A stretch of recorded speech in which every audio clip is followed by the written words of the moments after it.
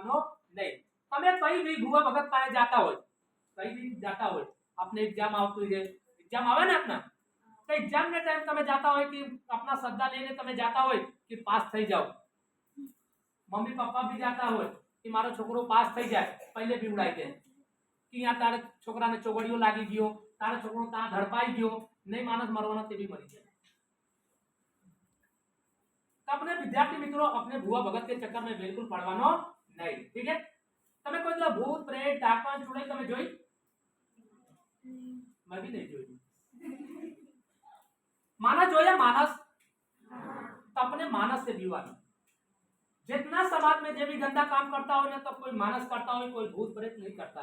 તમે કોઈ દિવસ સાંભળ્યું કે આપ તમારે ગાंव में बाजू में कोई भूत प्रेत दारू पी के कहीं धमाल किया हो, कि कोई गांव में जाके भ्रष्टाचार किया हो, कि कोई गांव તમે કોઈ દિવસ સાંભળ્યું?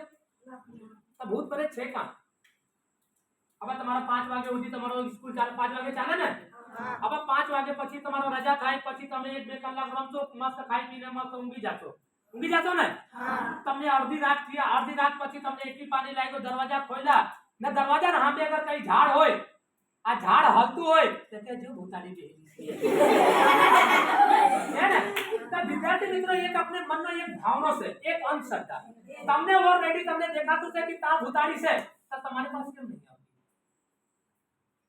હવે જે ઝાડ છે એ તો ગમે ત્યારે હલી જ કરે.